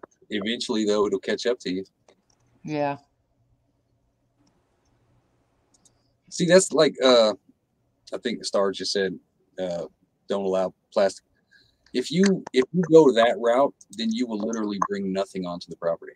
Everything in the fucking world is touched by plastic now. You have no choice, you know. Well, Monique, that's a really good point. Look at third world countries and how they deal with trash. And granted, a lot of them still have piles of trash everywhere. And like Tennessee is saying, rodents, disease, tainted water, it's pretty bad. Trash is one of the first things in the infrastructure that will ruin your life. Dirty water and trash.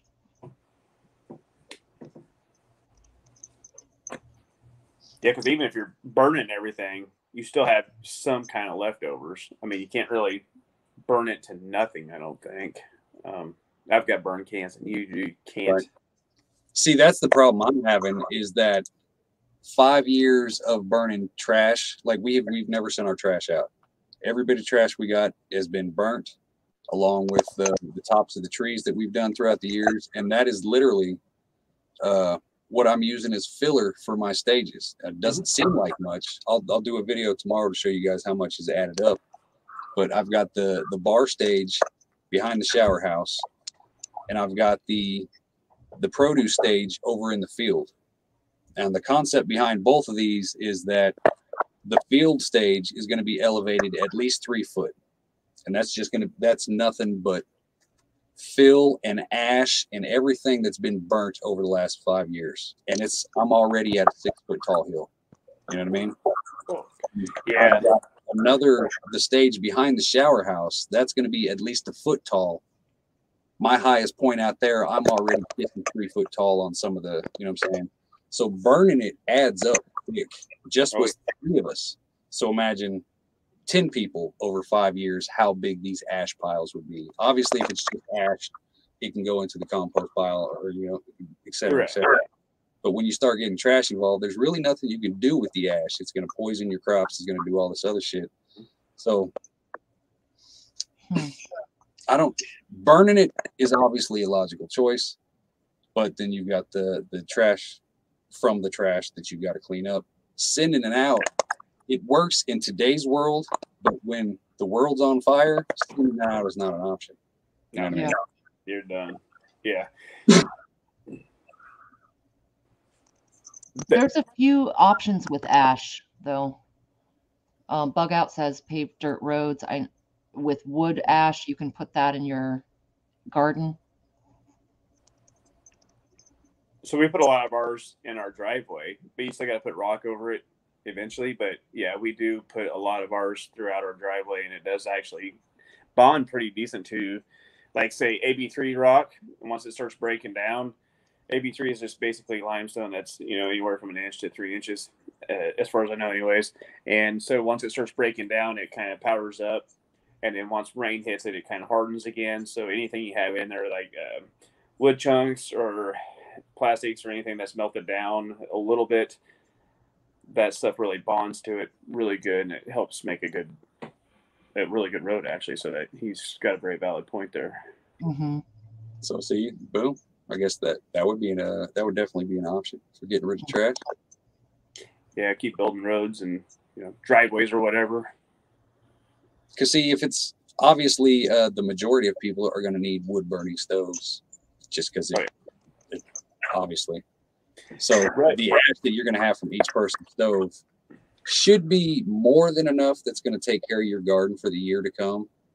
So you're going to have extremely a lot of overflow. And then at the end of the day, you got to think of where are all these trees coming from that they've got to burn in the first place to get that clean ash. So but that's, you know, that's another subject. But I mean, it's just the trash ash itself. You know what I mean? The road seems like the most logical choice. Mm-hmm. Well, and just drives from different areas to different areas, because I mean, you may have your main driveway into your house, but then you're going to have, you know, a little road that, a drive area that runs back to your barn or over to this building or whatever. Then even once they're built up, you know, the weather and just driving on them beats them down and creates low spots. So just filling them in. That's true. Yeah. For filler. Yeah. Now I try to keep it as far away from your garden as possible. Right. Mm-hmm. Well, see, that's the thing. I'm going to pop the picture back up here. I know I keep moving my mouse around here. Like, look at this area right here. Like, y'all can see my clicker and shit. Sorry, y'all. I'm just trying to get an image again and see what we got going on here. See there, yeah, there would be. You could do it to where you could have the. If you separate it to where you've got the non-essential shit, the building resources side. So say you split that property into three. You guys just seen the picture. Split that into three. This side is the crops and the livestock. In the middle is the community. And then on the other side is the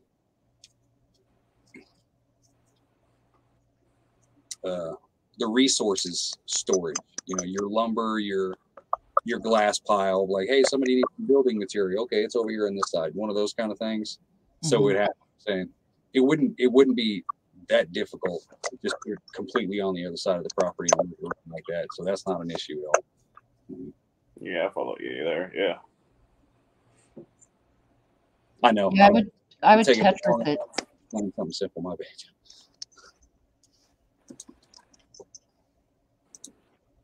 No, I don't have a on that one.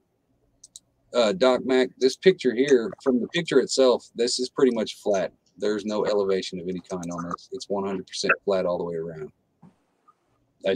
Obviously you can see from the landscape around it. You're in a valley. You know what I'm saying? It's almost the perfect working surface. And it gives you all those trees as resources, as money to make, as a couple years worth of firewood. You know what I mean? But that's all it is just a couple years. Yeah, it doesn't take long, especially with a wife like mine, to burn through a lot of firewood.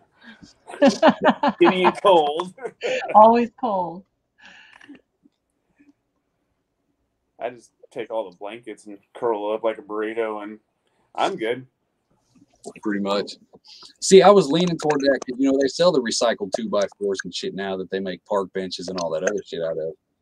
But how cost effective would it be to actually get the mold or whatever it is that you would need to do something like that? You know what I mean? I haven't looked into any, because I know the boards are expensive as shit for a single board. Yeah, so how do you know if it's strong enough to do anything? I mean, you know, like, what's the mixture to make sure that plastic board's strong? Right. Yeah, because you got to think too. I mean, it sounds good in theory, but you might have to spend thousands of dollars just to test that theory just to see what you can and cannot build. Right. So you could fuck around and buy a $5,000 machine just to find out that, oh, we can't do nothing but Art Deco shit. You know what I mean? Because it's got no structural quality. Because do you want a plastic 2x4 on 16-inch centers on a pretty low slope, holding all the 2 foot of snow off of crumbling down on you? I don't really want that. Didn't mean to cut your face off. That's all right. I don't need it. Started just writing a book over here.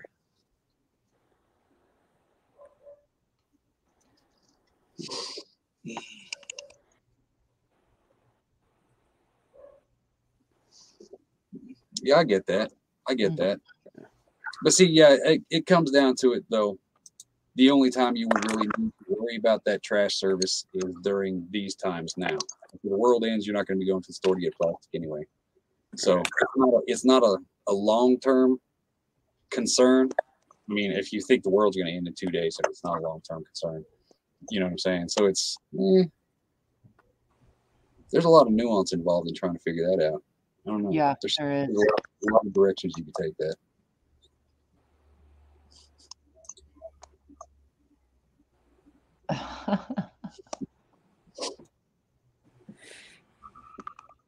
Hey, if I think ghetto, just go ahead. Oh, waste not, want not. you know, with that much wood, that's a lot of resources. It's a lot to be able to build with, to construct different things that you need around the site. A planer wouldn't be a bad idea, or knowing someone with one, and just get it done. Because clearing that, man, that's a lot of heat, and also thinking about what you're going to leave.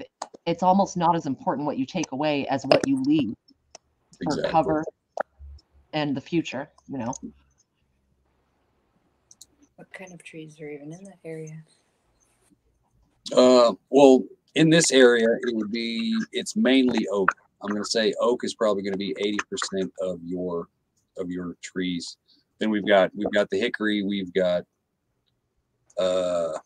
just small, offshoot softwoods and things like that. But then, like I say, it's I'm going to say 80% oak and probably 15% spruce or evergreen. Mm-hmm. You know. You guys got some nice trees around there, then. Mm-hmm. Yeah, it's like the build. Missouri's the shit. I'm just saying. Anybody who doesn't live in Missouri, there's something wrong with y'all. Yeah, we've got a handful of oaks here and there. We got a lot of hedge trees and a lot of locust trees. So if you like getting stabbed with thorns constantly, hey, do me a favor. I talked about this. I'm going squirrel. I'm sorry, y'all. Take a pic. You get hedge balls and shit out there. Oh yeah. Take a picture of that whenever they pop again and put up a community post, because I was trying to explain this to people for the last damn year. I was like, is this just a Missouri thing? But those hedge trees, the hedge balls themselves are great pest deterrents. But the hedge tree, that wood is so hard, that's fence post right here for years. It's a very hard wood, man. That stuff gets like petrified when you leave it out for very long. Yeah. The only thing I don't like about it is, like, most of my pajamas and stuff have holes in them because it pops a lot. So when you open the fire door, you just get covered in it. But it is a very hard wood. Makes good canes. Makes good all kinds of stuff, man. My mailbox was a giant one for years. The mailbox post, I guess, because, like I said, it just gets like petrified. And then, like, the hedge balls. When we were kids, that was fun. You know, you throw them at each other, play shitty games with them. Smell like a motherfucker. Stinks so damn bad. My grandpa used to use those. He'd cut them in half and throw them under the house to keep snakes out. Snakes and spiders. It's like a redneck version of mothballs, pretty much. Yeah. A lot safer. Yeah. A lot safer than mothballs. Yeah, I'll make sure and try to get a picture of that. I never really even thought about that some people may not know what hedge balls really look like, but maybe I'll get a good picture of locust trees if nobody knows what that looks like, because if anybody's been ever poked with a locust, you get poked with those. Man, they hurt like hell, and they got just like a little bit of poison on the end of them, and they're a large thorn. Yeah, large venomous thorn. Wow. And the trees get covered in them. I was running chasing my kids one day, and I'm a couple 100 pounds, and I had one go up to the bottom of my foot, and had to have my wife pull it out, ripped off like a Band-Aid, and it was extremely painful. But then it hurts for a long time after because of the poison. Yeah. Sorry, way off subject on that, man. Sorry. Oh, you're good. I just went squirrel as soon as you said it. I was like, damn it, somebody's going to validate me, damn it. Yeah, there's a lot of good uses for hedge apples, actually. And hedge trees. See, that's like another concern would be, like, on that property, obviously it's 100% wooded. So that gives you a certain amount of time. I'd say 5 years max worth of firewood. But then it comes down to how big of an area do you need designated specifically for regrowth and reforestation, however the fuck you say that word. Yes. You know what I mean? I'd try to keep that abundant as possible. Try to rob out of ditches or anything you can for as long as you can. That way you can keep your tree pile growing and growing. Because like oak and stuff like that, I'm assuming, just from what I've seen with oak, those are a slow growing tree, so you're not going to get much firewood out of them for a long time. Yeah. So an arborism is going to have to be a focus for at least a couple people. Otherwise, everybody's going to freeze to death, and you're all going to die. Yeah. Yep. And I would No, focus that's on true. decent hardwoods. I don't know about oak. That'd be your ball game there. Oak is pretty much a universal. You've got white oak, you got black oak here. One stringy, one solid, but they both burn perfectly. They're both perfect for a sawmill type situation, to where if you need to make lumber. But they've got a decent growth rate. But it's probably going to take at least 10 years to get an oak tree big enough to use as firewood. Oh, yeah. So yeah, it's, you guys that thing, you know what I mean? Y'all need to start growing some elm trees and cottonwood then, because elm trees grow like wildfire around here. And can't get rid of them. Yeah, you can't hardly get rid of them. They don't burn that great. I mean, they burn, obviously, but they're a pain in the ass to split.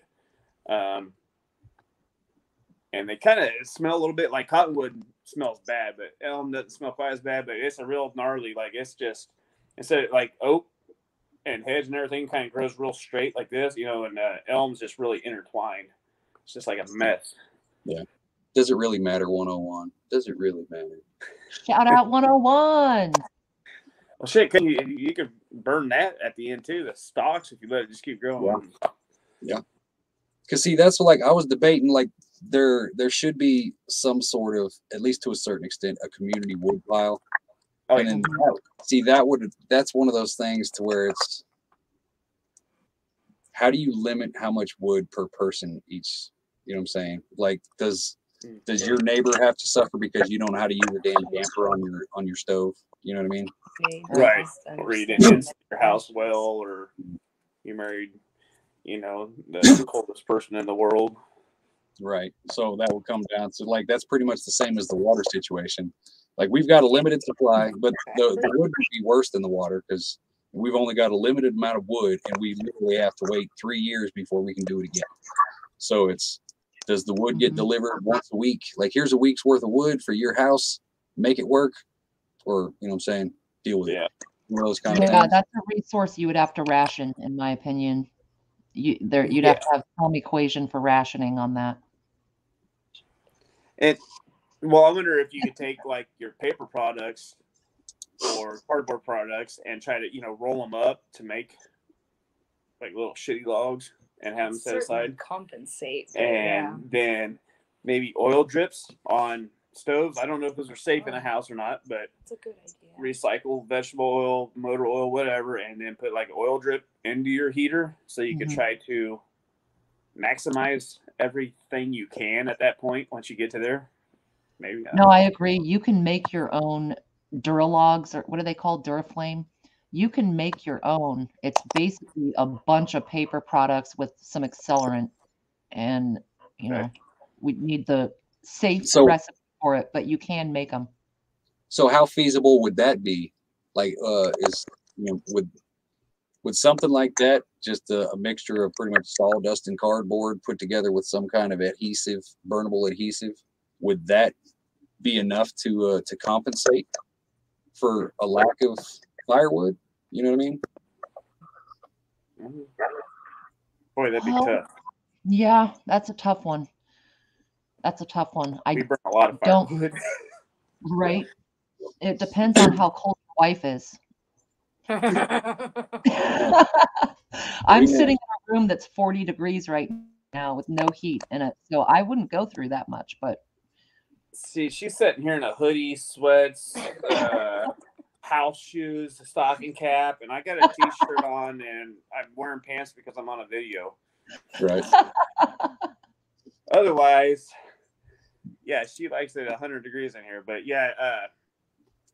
that's all in it, and a lot of it can be done with insulation. And science experiments. Oh, it's good now. Why don't we try to put together some stuff and see what it does to kind of compensate in our wood burners? And you could track your creosote buildup also, because if you're making something like that, is it going to produce more creosote in your chimney? I don't know, man.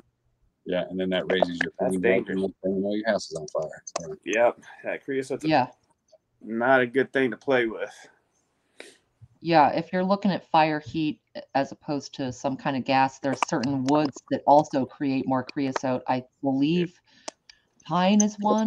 Oh, yeah. Someone can correct me if I'm wrong, but that's something to think about with your sustainability with using wood and trying to replace it is what grows there and what is realistic. Pine grows fast, but it's not very strong. You can build with it, but it's not incredibly hard, and it does create all of that creosote. It might be better to have a tree that takes a little longer but works better and is safer, quality over quantity. Right. Yeah, pine's just a dangerous wood in general, man. That shit burns fast and horribly hot. You gotta be careful. You want to put small chunks in your fireplace or your wood burner. I know that from experience. Unfortunately, I didn't burn the house down, but. But that's the thing is, Wizard, you're not going to be there to have it consistent because you're going to have to get, even if it's 2 degrees outside in this situation, you still got to get out there and do your job. So there's going to be instances where a lot of people, their house is cold for at least 5-6 hours a day, and then they got to heat it back up and do all that thing again. So the cleaning process is unavoidable. Yeah. Well, and the moisture in your wood, if everybody doesn't have a good wood shed or the wood hasn't had time to lay, all that goes into creosote buildup. Yeah. See, I was looking into the methane digester or whatever. It's like obviously there's ways that you can do it with if you hot compost, you can do that. You know what I'm saying? There's ways to do it, but there has to be that fallback to where everybody's secure. You know what I mean? Like that would work in the community building, but then if you get too cold, then you got to come to the community building. You know what I mean? Right. So it's, you know what I mean? You're gonna have 40 motherfuckers in the community building. Yeah,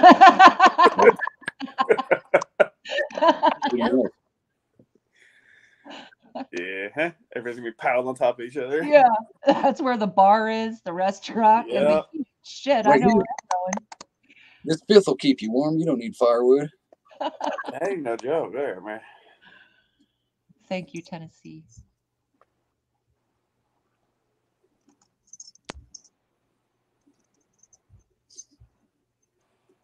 All right. We're coming up on 2 hours, guys. So I think let me do a rundown real quick, and then we'll open it up to the chat and see what they want to throw in, because I've been kind of half-assing on y'all. I'm gonna disappear for just a second there, boss. While you're doing that. All right. Yeah, I'm gonna run to the restroom. I'll be right back. Fine. Leave me. Leave You me. run down. You do your rundown. We're gonna do our rundown. Okay. So first thing, or the main things that I've got here that we're going to focus on, that we pretty much, and I'll take this and I'll work with it over the next couple of weeks and we'll fine tune it. But water, community building, a doctor's office, or some kind of ENT type situation somewhere along those lines. Parks and things for the children, some kind of police, and on here I got bar / shop / old folks. So, the rec center. And the kitchen. That's what I've got so far. So 1, 2, 3, 4, 5, 6 things that I will focus on, and we'll go from there. What's going on, AJ's wife? Do you have a storm shelter in the community building? See, that's one of the things that we need to dial in, because like if we do a root cellar, then it might as well double as the shelter. So it's, you know what I mean? Be pretty, maybe partitioned or be pretty big. Yeah. And like barns and stuff. Yeah. See, I think that's the thing about it, is there's so many damn structures that are going to need to be built within the first year. You need to combine. Yeah. Multitask them. Yeah. Yeah. See, another thing that I was thinking about it would be like a church I area. just hopped in a minute. You can stay over there. That's okay. I don't put as much weight on the religious aspect of having a church. I figure if people want their religious gathering, just go to somebody's fucking house. You know what I mean? You know. There's brisk outside, I ain't gonna lie. Whew. No, they should have had the bottle already hooked up. Religious observance is kind of an interesting point, though. I agree. I think Mrs. AJ said just meet up in your house, or maybe Hutch said it, but I was just getting back. Sorry, I was just Hi, getting back Mrs. in. AJ. But yeah, you'll meet, and people see church in different ways. So like minds are going to end up clicking together, for lack of a better term, whether you like it or not. And it's going to come down to some of the philosophical points of view, and not even down to work ethic and where people live and whatever, you know. Yeah. Agreed there. I think religion brings people together and tears them apart more than anything in the world. Yeah. It'll either do one or the other extremes. Yeah, because like my dream, air quotes, big air quotes, would be, not every religion, but I don't want it to be one thing. You know what I mean? Like, oh, this is a Christian community. I don't want to be in a Christian community. You know what I mean? It's one of those, like, I want separation of church and state is an absolute must, without question, and it can never be waived or altered. There has to be a line between leadership, survival, and what you believe. You know what I mean? Yep. Yeah, I agree, Bug Out. That's funny. That's so messed up. I might try it. Doesn't. Oh, now it's working. See, that would work. It was. Like, I'm not opposed to that. Eventually, a school type building would have to be built, and it could double as a. I'm not going to say a church, because it could be a mosque or synagogue also. You know what I mean? I don't want to label it to that one thing, because it's, Christians got Sunday, Jews got whatever day they are, Muslims got Friday. You know what I'm saying? It seems like it would be too much politicking for the hassle that would come out of it. You know what I mean? Oh yeah. Definitely. Now, like a small school, I think is a good idea. To me, a lot of the learning is going to come from, of course, the blacksmith, or the guys that are growing the trees, or all that type of stuff. That'd be that type of schooling, of course, butchering, but yeah, some other things, math, English, things like that need to be taught 100% also. I like Heartland Survival said about 5 minutes ago, a learning center so we can teach each other trades and skills. Essentially, having something sort of like a schoolhouse that doubles as a church, which is how it was back in the day. If people want to go there, here's the schedule for this and that, you go there. But also for teaching the skills, everybody has to barter favors, in my opinion. And I don't mean those kind of favors, boys, but I mean, we will be bartering favors. Some of you They're not off the table, though. They're not off the table, of course not. Keep it in I knew wood. I knew wood. That's what it is. Wood shops, so to speak. Right. But there's going to be people that are really good at leaving work that others aren't. Right.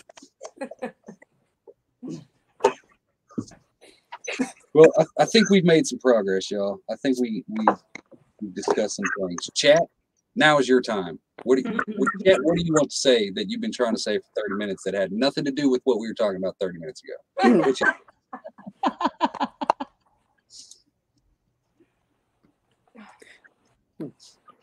Hey, I'm down. I was just reading that. Yeah, I was just giggling about that. I'm down for that. Right, Monique? Auslander, love and respect, brother. But it ain't got nothing to do with what we're talking about right now. I'm really sorry to hear that, Auslander. Right. What happens behind the bar stays behind the bar. Yes. We should have a room where there's like a big red rope, and whatever happens behind the rope, you cannot discuss anywhere ever. Big 10-foot tall leather. Yeah, a 5-foot nutcracker. Once you walk past him and give him a rudder, you cannot talk about anything ever again. Right on, TT1. Ohio, that man. I agree 100% there. pineapple does belong on pizza. No, it doesn't. There's no such thing as a Hawaiian pizza. Sorry. Education makes the best argument on that, and I'm definitely all for that. Oh man, pretty I stoked. don't think you're getting any questions you're looking for there, Hutch. I know everybody wants to be a smart ass. Let me take this. I just blocked Milkmaid for 5 minutes. Yeah, I see that. I'm dying laughing inside. I did that on accident to my wife on my live the other day. Somehow I blocked my wife on there. If I'm being honest, Milkmaid, I was not going for you. I was trying to block Ohio for that statement right there.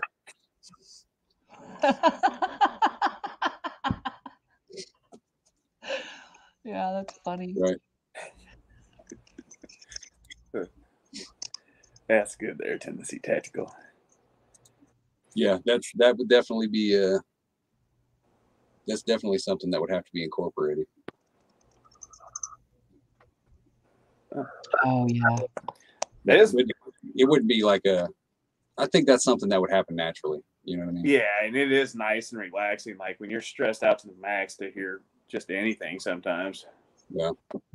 Yeah. I'll play shit I don't even like just to have something playing. Yeah. What you talking about, Ron Eric? What kind of stocking cap who wears? AJ's old lady? Yeah. Big ass thick on one. that. No, hers actually has a headlight in it. So it's got, the lights on the front. So when she's out doing chores and stuff. But she's got several of them.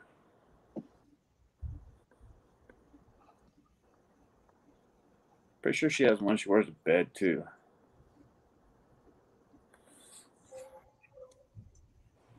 I don't know if that might be too many words, but I don't understand what you're trying to say there, bro. Hey, KY.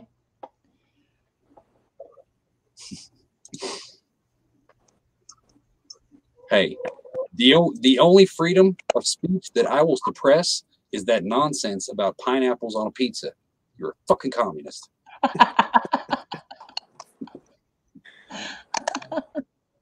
Right. Kentucky, what's up? Late as hell.